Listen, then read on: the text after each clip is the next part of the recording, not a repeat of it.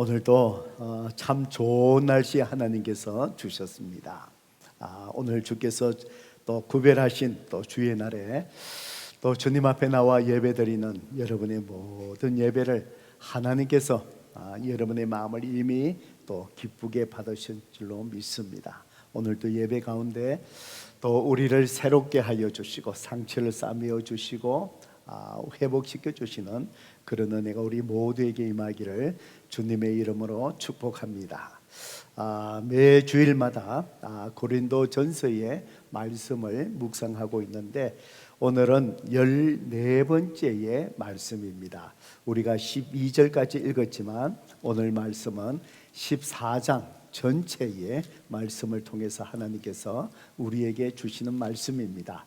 이제 우리 고린도전서 또 강해의 말씀도 이제 한 두 번 더 말씀을 나누면 고린도전서가 이제 끝이 나겠습니다. 오늘 특별히 이 14장의 말씀을 통해서 또 하나님께서 저와 여러분에게 어떤 말씀을 주실까요? 설교 제목을 저를 따라 한번 해보시겠습니다. 덕을 세우는 섬김. 한 번 더 해보실까요? 덕을 세우는 섬김. 예, 여러분 그렇습니다. 우리가 섬김, 교회에서 우리가 여러 번 듣는 단어이기도 하지요. 예, 그렇습니다. 섬김, 다른 사람을 우리가 섬기는 것, 예, 또 섬김을 받기도 합니다. 그런데 여러분들이 다른 사람에게 섬김을 받아보면은 어떻습니까? 모든 섬김이 다 마음이 따뜻한 섬김입니까? 예, 때로는 그 섬김이 참 내 자신의 마음을 따뜻하게 해주는 섬김이기도 하고, 때로는 누군가가 나를 섬겨주기는 섬겨주는데 그 섬김이 마음이 따뜻하기는커녕 좀 불편해지는 그런 섬김이 혹시 여러분의 경험 속에서는 혹시 있으십니까? 예, 한두 번은 아마 다 경험해 보셨으리라 생각을 합니다. 우리가 간혹 식당에 가서 여러분 식사를 하시지요. 그러면은 꼭 식사하는 동안에 섬겨주시는 분들이 있습니다. 이렇게 섬겨줍니다. 때로는 그분들이 섬겨주는 것이 너무 마음이 따뜻하고 내가 무엇을 요구하기 전에 식사가 끝날 동안에 내가 식사하는 동안에 보면서 불편함이 없나 멀리서 항상 지켜보면서 물이 이렇게 부족해지면 마실 물이 내가 부탁하기 전에 빨리 이렇게 오셔서 또 물을 이렇게 부어주고 또 상냥한 얼굴로 이렇게 섬겨줄 때 식사가 끝날 동안에 마음이 참 훈훈해지고 따뜻해지는 것을 느낄 때가 있습니다. 그러다 보면은 이제 마지막에 계산할 때에 팁을 주잖아요. 여러분 어떻습니까? 그 섬김이 참 따뜻하면은 예, 팁을 후하게 여러분 주시지요. 예, 아마 그런 경험들이 있을 겁니다. 그러다 보면은 그 섬기는 사람이 혹시 고등학생들 알바하고 있거나 또 대학생들이 이렇게 하고 있는 것을 느껴지면은 어떻습니까? 아이고 내 자식 같은데 공부하면서 이렇게 생활비 번다고 수고하구나. 그러면은 어떻습니까? 예, 평소보다도 더 많은 팁을 이렇게 또 주기도 합니다. 그런데 식당에서 음식을 이렇게 먹으면서 섬기는 분이 섬겨주기는 섬겨주는데에 나에게 좀 관심을 갖지 않고 바쁘다 보면은 조금 섬김이 소홀할 때 있지요. 예, 그러면은 여러분 나중에 계산할 때 어떻습니까? 팁을 주지 말까? 뭐 이런 생각이 뭔가 이 마음이 협조하지 못하고 불편하니까 그런 생각 갖게 되고, 그래서 최소한 우리가 기본적인 팁은 우리가 놓아야 되지요. 요즘은 18%죠. 그렇죠? 예, 기본적으로 우리가 이렇게 잘 놓아야 되지요. 그래서 항상 그리스도인이 머물고 간 자리는 참 아름다워야 되는데 식당에서 식사하고 그 아름다운 남김이 팁이잖아요. 그죠? 이런 것들을 잘 우리가 해야 될 줄로 압니다. 아무튼 우리의 섬김 속에서는 항상 따뜻한 섬김이 있고 그렇지 못한 섬김이 있습니다. 오늘 따뜻한 섬김, 그것이 바로 뭐냐? 덕을 세우는 섬김. 오늘 하나님께서 우리에게 이것에 대해서 말씀해 주십니다. 저는 이 말씀을 이렇게 묵상하면서 따뜻한 덕을 세우는 섬김, 옛날에 제가 섬김을 받으면서 경험했던 그런 따뜻하고 덕을 세우는 섬김이 이런 거구나라는 경험이 있습니다. 오래전에 우리 교회가 아프리카 케냐에 우리가 단기 선교를 몇 년 동안에 현지에 있는 한 교회를 섬긴 적이 있습니다.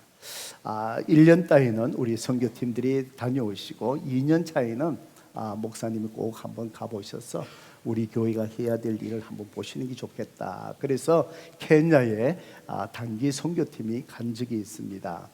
케냐까지 가려면은 비행기를 갈아타고 기다리는 시간까지 포함해서 한 24시간 정도가 걸립니다.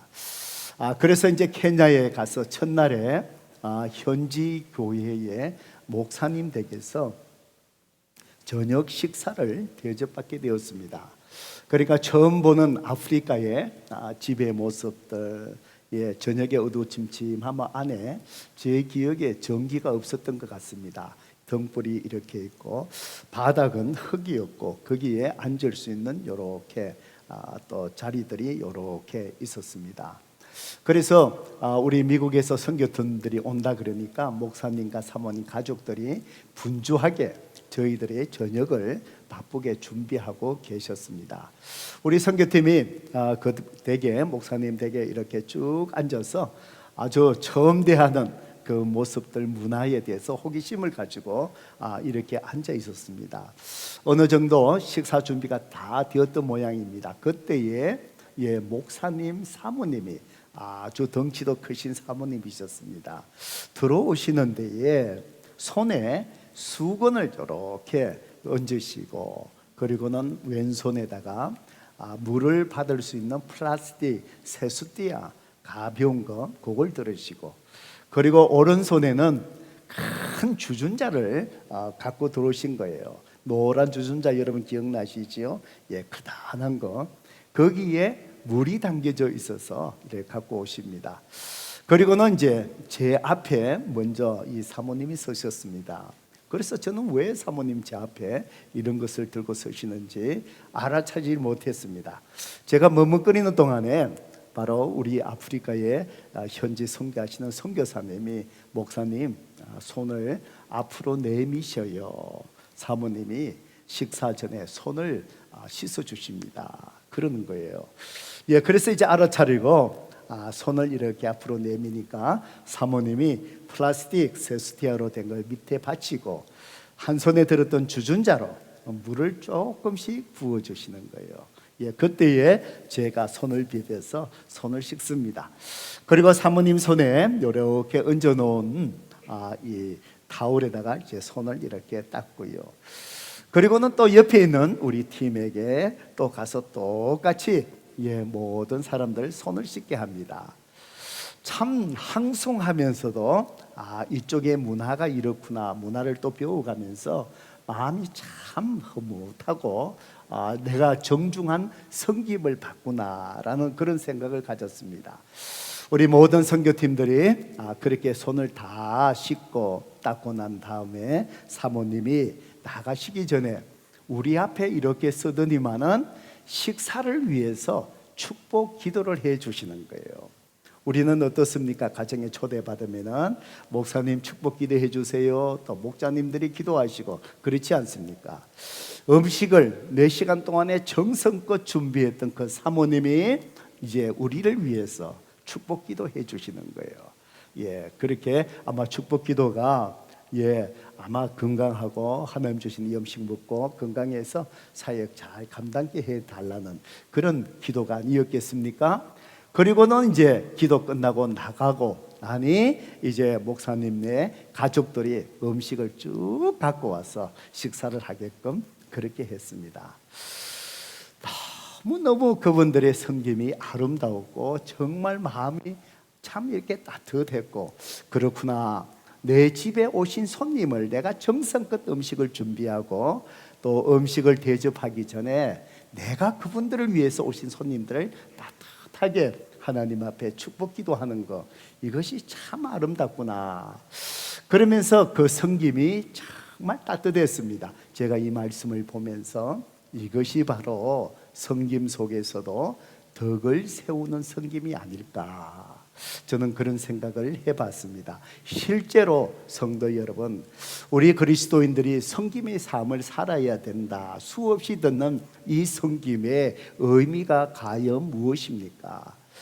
헬라어의 섬김이라는 단어의 원래 그 단어가 디아코니아라는 단어인데, 이 단어의 의미, 바로 여기에서 단어가 나온 것이 영어로 서비스, 봉사, 서브한다, 서비스, 봉사라는 단어가 디아코니아라는 단어에서 파생되었답니다. 이 디아코니아라는 원래의 섬김의 의미가 바로 무엇이냐면은 손님을 위해서 식사를 잘 준비하고 맛있게 이 식사를 마칠 때까지 옆에서 시중을 드는 말, 거기에서 시작된 단어가 바로 섬김, 디아코니아라는 뜻입니다. 정성껏 그 케냐에 있는 목사님의 사모님과 가족이 성견팀을 위해서 정성껏 음식을 준비했지요. 손을 씻게 하지요. 그래서 음식을 먹을 때에 거기에서 함께 드시지 않고 이 옆에서 항상 지켜보는 거예요. 우리가 식당에 갔을 때에 서빙 하시는 분들이 하듯이 뭐가 부족하지 않나, 불편한 것이 없나, 음식을 즐겁게 식사를 마칠 때까지 정중하게 배려하고 정성껏 돌보고 섬기는 것, 이것이 섬김, 바로 디아코니아라는 뜻이라는 것입니다. 성도 여러분, 우리가 섬긴다라는 말을 들을 때마다 저는 이 원래의 의미를 잘 기억했고 떠올렸으면 좋겠어요. 무엇이라고요? 정성껏 식사 준비하고 저 사람이 식사를 잘 즐겁게 할 수 있을 때까지 내가 부족함이 없나 잘 돌보고 배려하고 돌보는 것, 그것이 바로 섬김이다, 이 말입니다. 성도 여러분, 이것이 덕을 세우는 섬김인데, 오늘 성경을 보면은 하나님께서는 이 섬김을 위해서 저와 여러분에게 건강을 주시고 살아가게 하셨대요. 우리를 구원해 주신 이유, 내가 예수님을 믿고 구원받아서 내 영혼이 천국 가는 그 은혜만 누리게 하시려고 예수님이 십자가에 피 흘려 죽으신 것이 아니라, 우리를 구원해 주신 이유도 우리가 이렇게 디아코니아, 사람이 식사를 준비하고 그 사람이 잘 섬기게끔 이렇게 섬기는 삶을 살아가게 하려고 우리에게 건강 주셨고 살아가게 하셨고 오늘을 주셨고 우리를 구원해 주셔서 하나님의 자녀로 삼아 주셨다는 것입니다. 바로 이 사실을 잘 말씀해 주시는 성경 구절이 지난 주간에 여러분 에베소서의 말씀을 큐티 말씀으로 다 묵상하셨지요. 2장 8절과 9절의 말씀, 우리가 잘 아는 말씀을 보셔요.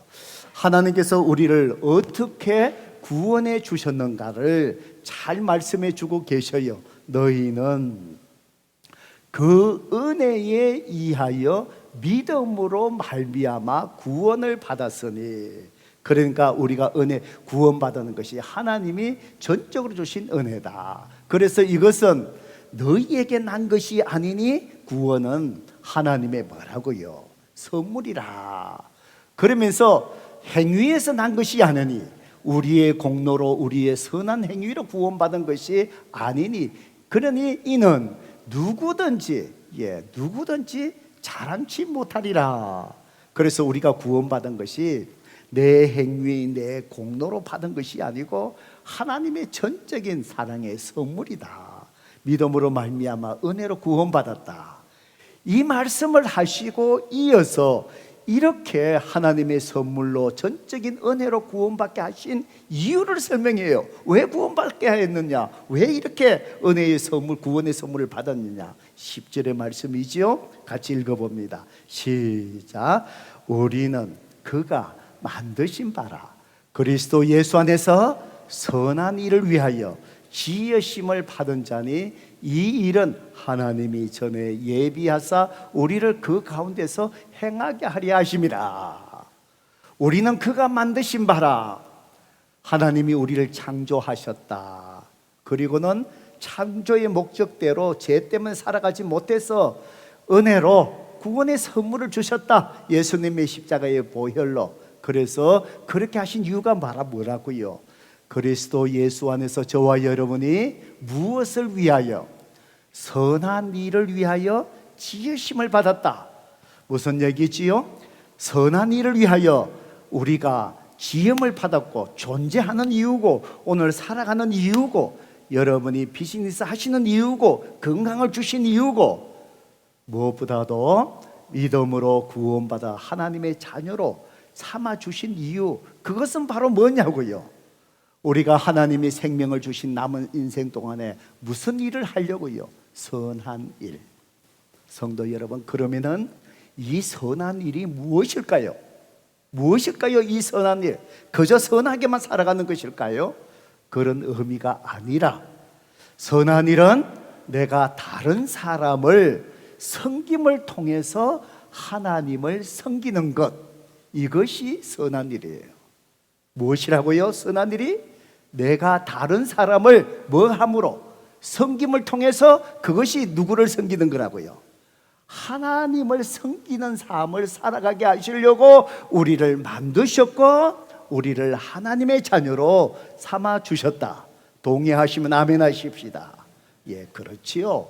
그렇기 때문에 우리는 선한 일, 다른 사람을 밥을 지어서 배부르게 잘 드시게끔 이렇게 시중을 드는 바로 이 섬기는 일을 통하여 하나님을 섬기는 삶을 살아가게 하려고 우리를 태어나게 하셨고 건강 주셨고 우리를 하나님의 자녀로 삼아 주셨다.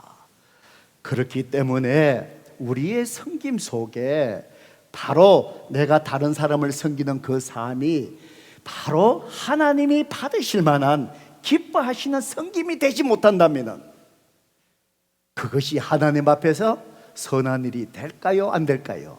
되지 못하지요. 그러기에 하나님은 이렇게 선한 일을 위해서 우리를 창조하셨고 선한 일을 위하여 우리를 구원해 주셨기 때문에 오늘 우리가 선한 일, 다른 사람을 섬기면서 하나님을 섬기는 삶을 살아가야 될 텐데 하나님이 기뻐 받으시는 섬김이 되려면 오늘 우리 다른 사람을 섬기는 삶이 어떤 섬김이 되어야 된다고요? 설교의 제목처럼 덕을 세우는 섬김이 되어야 된다. 성도 여러분, 저와 우리 교회 플라마운드의 모든 성도님들 정말 어느 곳에서인지 교회 안에서뿐만 아니라 여러분의 비즈니스를 통해서 하나님의 선한 일, 그 사람들 섬김을 통해서 하나님을 섬기게 되는 덕이 있는 섬김, 여러분의 가정 속에서도 악질로 가족을 위해서 하는 것이 아니라 내가 가족을 사랑으로 섬김을 통해서 하나님을 섬기게 되는 덕이 있는 섬김, 그런 섬김의 삶을 저와 여러분이 살아낼 수 있기를 주님의 이름으로 축복합니다. 자, 그러려면은 모든 섬김이 하나님이 기뻐 받으시는 섬김이 될 수 없다 그랬지요. 우리의 섬김이 다 덕을 세우는 섬김이 되지 않을 수 있으니 오늘 14장의 말씀을 통해서 덕을 세우는 섬김이 되려면 어떻게 해야 되느냐, 오늘 하나님께서 저와 여러분에게 두 가지를 가르쳐 주십니다.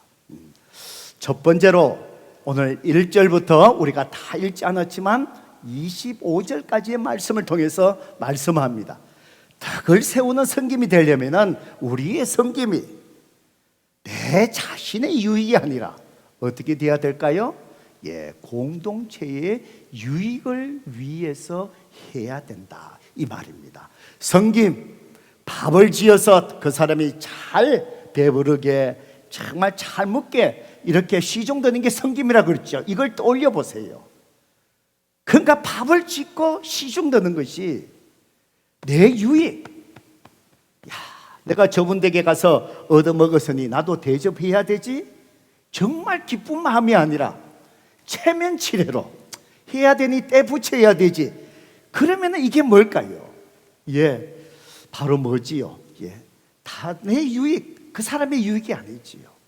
성도 여러분, 댁에서 우리 아내들이 대부분이 밥상을 이렇게 차려주지요? 우리 집만 그렇나요? 요즘은 그러면은 같이 못 산대요. 예, 제가 이제 은퇴를 하게 된 우리 집 사람이 계속해서 저를 훈련시키니 밥을 할 때는 이제는 월요일은 내가 하고 화요일은 당신이 해야 되고, 이거 지금 저한테 세뇌 교육 시킨다고 제가 이 참 은퇴하면 딴 게 어려운 게 아니라 이게 어렵겠구나 뭐 이런 생각을 합니다. 자, 아내들이 밥상을 차려줄 때 정말 남편의 기쁜 마음으로 정성을 다해서 정말 성김의 의미대로 이렇게 세워주고, 그냥 하수색채로 밥 차려주고 저쪽으로 다른 방으로 가버린 게 아니고 옆에 앉아갖고 조곤조곤 여보 오늘 힘든 일이 없으셨어요? 오늘 회사에서 재미난 일이 무엇이었어요? 참 힘드셨지요?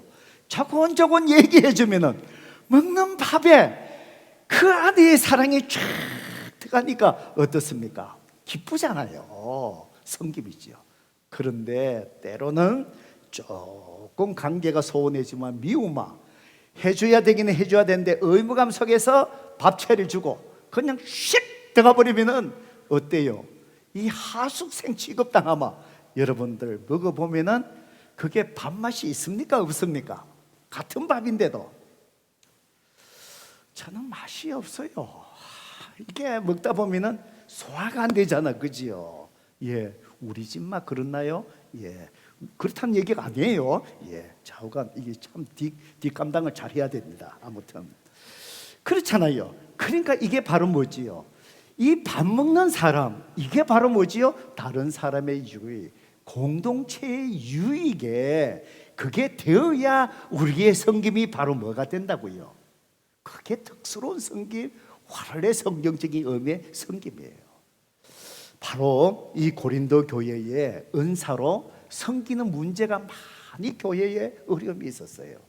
그래서 이미 말씀을 나눈 것처럼 고린도전서 12장에 은사에 대해서 얘기하지요. 13장에 사랑에 대해서 얘기하지요. 섬길 때 사랑이 빠지마 울리는 꽹과리 같아. 그게 시끄럽다. 시끄럽다. 그 얘기를 하지요. 그리고는 이제 14장에 와갖고 이 덕을 세우는 섬김에 대한 기준을 주는 거예요. 고린도 교회가 덕을 세우는 섬김이 아니었기 때문에 그런 거예요. 자, 그래서 고린도전서 14장 5절의 말씀 한번 같이 읽어볼까요? 읽어봅니다. 시작. 나는 너희가 다 방언하기를 원하나 특별히 예언하기를 원하노라. 만일 방언을 말하는 자가 통역하여 교회의 덕을 세우지 아니하면 예언하는 자만 못하니라. 성도 여러분, 고린도 교회에 이제 은사로 하나님 주신 은사로 교회를 섬기면서 특별히 방언의 은사 때문에 교회가 참 혼란스러웠어요. 이 방언은 무엇이냐? 사도행전 2장에 나오는 방언하고 달라요. 사도행전 2장의 오순절에 임한 그 방언은 바로 뭐냐? 랭귀지, 언어예요. 그래서 오순절날 명절에 여러 지역에서 온 사람들이 이렇게 모여들었는데, 거기서 성령이 임할 때에 방언, 언어를 얘기하는데 그 지역의 출신들, 그 지역에서 온 사람들의 언어를 얘기하는 거예요. 예를 들자 보면은 어떤 사람은요 프렌치를 하는 거예요. 어떤 사람은 포르투갈 말을 하는 거예요. 어떤 사람은 한국말 하는 거예요. 스페니시 하는 거예요. 그 지역에서 온 사람들이 보니까 이 사람들이 갈릴리 사람들이 이 언어를 배운 적도 없는데 이 언어를 얘기하네. 사도행전 2장의 언어 방언은요 랭귀지예요. 그런데 14장 고린도전서 14장에 나오는 고린도 교회의 방언은 그런 언어가 아니고 신비로운 언어예요. 그 말을 하면서도 방언을 하는 사람이 무슨 뜻인지 몰라요. 하나님이 뭔가를 말씀하시고 하나님께 말씀을 듣는 데에 이게 무슨 말인지도 몰라요. 그래서 고린도 교회 성도들이요, 이 방언의 은사를 굉장히 우울시했어요. 그걸 하면은 자기가 뭔가 우월한 그리스도인인 것처럼, A급의 그리스도인 것처럼. 그러니까 너도 나도 막 방언한다, 이걸 자랑하고 싶은 거예요. 그래서 이 혼란이 일어나가 교회에, 은사는 섬김을 위해서 준 것인데 덕을 세우지 못하는 거예요. 그래서 바로 뭐냐, 너희는 뭐 하기를 원한다고요? 다 방언하기를 원하지만 뭐를 특별히 뭐 하기를 원한다고? 예언, 하나님 말씀을 가르치고 전하는 거예요. 설교하니까 여러분 내 말을 알아들을 수 있잖아요. 무슨 말인지 알아들을 수 있잖아요. 그러면서 덕을 세우는 섬김의 기준이 무엇인지를 분명히 얘기하죠. 뭐예요? 교회에 덕을 세우지 않는다면 바로 이겁니다. 우리가 섬기는 거지요, 방언도 섬기는 거예요. 섬김을 위해서 주신 거예요. 그런데 뭔가를 이해하는 데에 아무도 알아듣지를 못해요. 방언하는 자기도 알아듣지를 못해요. 그래서 고린도전서 14장 2절을 보셔요. 왜 덕을 세우지 못한다 그러지요? 예언의 은사보다, 그 섬김보다도 더 덕을 세우지 못한다 그럴까요? 방언을 말하는 자는 사람에게 하지 아니하고 하나님께 하나니 이는 알아듣는 자가 없고 영의 비밀을 말함이라. 그러니까 방언을 하는 자기도 모르고 듣는 사람도 알아듣지를 못하는 거예요. 그러니까 뭐지요? 교회에 유익이 되지를 못해요. 그래서 덕스럽지를 못하다는 거예요. 그러니 우리의 섬김은 항상 덕을 세우는 섬김, 공동체의 유익이 있어야 된다. 그래서 뭐라고 지금 사도 바울이 고린도 교회 성도들에게 권면하지요. 13절의 말씀이지요. 그러므로 방언을 말하는 자는 뭐 하기를 기도할지니, 통역하기를 기도할지니. 방언을 통역하는 또 은사가 있어요. 그런 사람들이 통역을 해라. 이게 무슨 말인지 그래야 성도들이 알고 그 자신도 알고, 그래야 공동체에 유익이 되어야만이 그 섬김이 바로 어때요? 덕을 세우는 섬김이 된다. 성도 여러분, 그렇습니다. 우리가 성도들을 섬기지요, 가정에서 가족들을 섬기지요, 일터에서 사람을 섬기지요. 성도 여러분, 그 섬김이 여러분 자신에게 유익이 되는 것, 그것은 결과적이에요. 교회에서 내가 이런 일을 위해서 섬기고 저런 일을 위해서 섬기다 보면은 어떻습니까? 내가 교회를 더 사랑하게 되고 헌신을 배우게 되고, 또 그것을 통해서 내 영적으로 성장을 경험하게 되고, 또 하나님께서 작은 일에 충성한 자를 더 큰 일을 맡기시고, 바로 그것을 하나님이 세워주시는 것을 경험하게 되는 개인의 유혹이 있어요. 그거는 바로 뭘까요? 결과적이에요. 결과적으로 공동체의 유익을 위해서 덕을 세우는 섬김을 하다 보니 나에게 그런 은혜를 하나님이 열매로 주시는 거예요.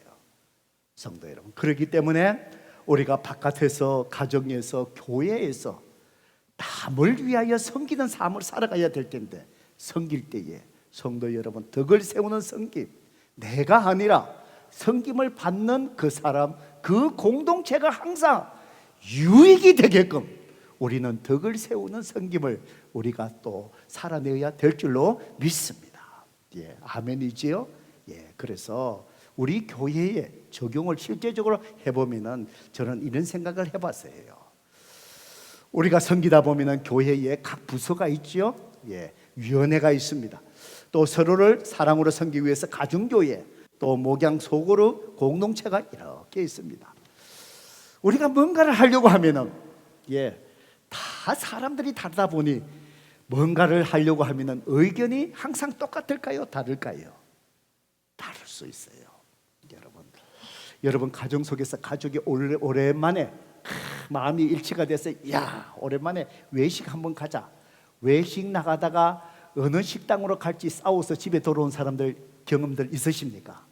한두 번 다 있을 거예요. 먹는 취향이 다 다르니까. 그렇죠? 가정에서도 그런데 교회에서 우리가 뭔가를 할 때 의견이 다를 수밖에 없지요.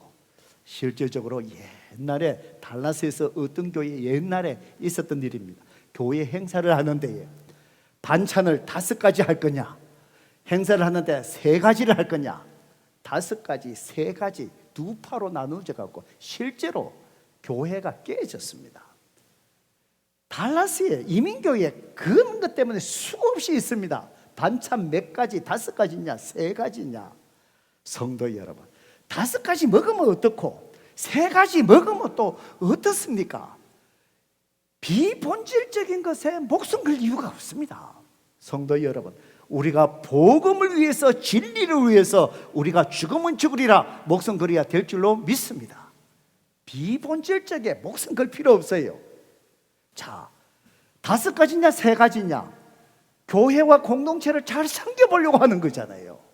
그러면은 의견이 엇갈린다, 덕을 세우는 성기, 공동체가 유익이 되려면 어떻게 하면 될까요? 의견이 틀리면 5가지 3가지 어떻게 하면 될까요? 실제적으로 우리가 경험하고 일어나는 일들이잖아요. 어떻게 하면 될까요? 중간에 4가지 하십시다, 뭐 이럴 수도 있겠지요. 5가지냐 3가지냐 가지수가 중요한 게 아니잖아요. 어떻게 하면 될까요? 덕을 세우는 성김이 되려면 공동체, 그 그룹뿐만 아니라 그래갖고 삐져갖고 밥을 한들 교인들이 먹으면 그게 기쁘겠어요. 정성껏 준비했는가 하고 그냥 마음에 썬뿌리로 했는 음식하고 여러분 상을 받아보면 느껴집니까? 저는 느껴져요. 예. 우리 가정교회들 이렇게 하면서 정성껏 준비했는 그 식탁 같은 음식이라도 다르잖아요. 덕을 세우는 성김, 의견이 엇갈리면 어떻게 하면 될까요? 저를 따라 한번 해보세요. 제가 잘 아는데 이게 중요한 얘기입니다. 저를 따라 한번 해보세요. 큰 소리로. 성숙한 자가, 다시요, 성숙한 자가 젖으면 된다. 끝. 아멘이죠. 성숙한 자가 뭐 하면 된다고요? 젖으면 돼요. 예, 성숙한 자가 젖으면 돼요. 5가지, 예, 우리 잘 먹어보십시다. 3가지, 그래요. 음식이 수가 중요하나 정성이 중요하지요. 더 풍성하게 하면 되죠. 성숙한 자가 젖으면 돼요. 그러면 뭐죠? 덕을 세우는 성김, 그 성김을 공동체가 기쁘게 유익이 되고 그 성김이 누가 받으신다고요? 하나님이 기뻐 받으시는 성김이 될 줄로 믿습니다. 공동체의 유익에 초점 맞추시는 저와 여러분의 성김이 되기를 주의 이름으로 축복합니다. 2번째로 어떻게 덕을 세우는 성김이 될 수 있을까요? 26절부터 40절까지 여러분 다 안 읽었지만 집에 가서 쭉 한번 읽어보셔요. 예, 다 설명하지 못한 내용들이 많이 들어가 있잖아요. 덕을 세우는 성김은요, 교회에 뭐 아래 해야 되냐? 질서 아래 하셔야 됩니다. 질서 아래. 자, 여러분 고린도전서 14장 32절 33절 우리 같이 한번 읽어볼까요? 읽어봅니다. 시작. 예언하는 자들의 영은 예언하는 자들에게 제시를 받나니 하나님은 무질서의 하나님이 아니시요 오직 화평의 하나님이시라. 모든 성도가 교회에서 함과 같이, 그러면서 우리죠, 섬길 때에 제재를 받아야 된다. 질서 없이 너 멋대로 섬기는 게 아니다. 하나님은 무질서의 하나님이 아니다. 하나님은 질서 속에 화평을 이루시는 하나님이다. 덕을 세우면 질서가 있어야 된다. 고린도 교회 이 말씀을 하시는 이 말씀을 이해하려면 그 당시의 상황을 아셔야 돼요. 왜 이 말씀이 나왔느냐? 아까 이미 제가 조금 얘기했습니다. 예배를 드릴 때 우리는 예배 순서가 있죠. 그게 질서예요. 성령님이 역사하지만 무질서하게 역사하시는 게 아니에요. 예배의 질서가 있어요. 그냥 인간적으로 편한 순서가 아니에요. 하나님 앞에 드리는 영적인 의미 속에서 이 예배의 순서가 다 다듬어진 거예요. 질서 속에서 예배를 드려요. 그런데 고린도 교회 예배는 질서가 없었어요. 예배를 드리는데 누군가가 성령께서 역사하셔서 공동체에 이런 말씀을 주신다. 받은 거예요. 그러면은요, 방언으로 팍 공동체에 얘기한 거예요. 그러면은요, 또 저쪽에 있는 사람이 또 하나님이 뭐라고 얘기하신다. 그러면 여기서 방언으로 팍 알아듣지 못한 얘기를 했어요. 이 공동체가 뭔가 모르는 거예요. 또 저기에서 팍 방언으로 막 하는 거예요. 또 저기에서 방언을 팍 얘기하는 거예요. 그러니까 이 교회가 무질서하게 시끄러운 거예요. 교회에 처음 방문한 사람들이 와보면 어떤 느낌이 들까요? 완전히 이것은 우상 숭배 같고 광란의 현장 같은 그런 느낌을 갖게 되는 거예요. 고린도 교회가 실제로 이 방언에 대한 우월감 때문에 사람들, 그래야 자기가 영적으로 뭔가 우월하고 하나님 앞에 직통 계시 받는 것처럼 이게 있었단 말이에요. 예배가 막 엉망이 된 거예요. 그래서 지금 이 얘기를 하는 거예요. 교회 질서가 있어야 된다. 그래서 고린도전서 14장 27절부터 30절 보셔요. 뭐라고 얘기합니까? 만일 누가 방언으로 말하거든 두 사람이나 많아야 세 사람이 어떻게 하라고요? 차례대로 해라. 차례대로 해야 질서지요. 한 사람이 통역하고 그래야 교회에 득이 되잖아요. 이해를 하잖아요. 28절 만일 통역하는 자가 없으면은 교회에서 아무리 하나님이 뭐라도 말씀하신다 그러면은 뭐 하라고요? 잠잠해라. 조용히 해라. 질서예요. 질서. 그리고 자기와 함께 하나님께 말할 것이요. 29절 예언하는 자는 둘이나 셋이나 말하고 다른 이들은 뭐 하라고요? 분별하고 하나님 주신 말씀이 있으면 앞에서 설교하듯이 말씀을 전해요. 그러면 기다리라 한 사람씩. 그리고 앉아서 듣는 사람은 이것이 하나님이 말씀하신가 영적으로 분별해라. 질서를 얘기하는 거예요.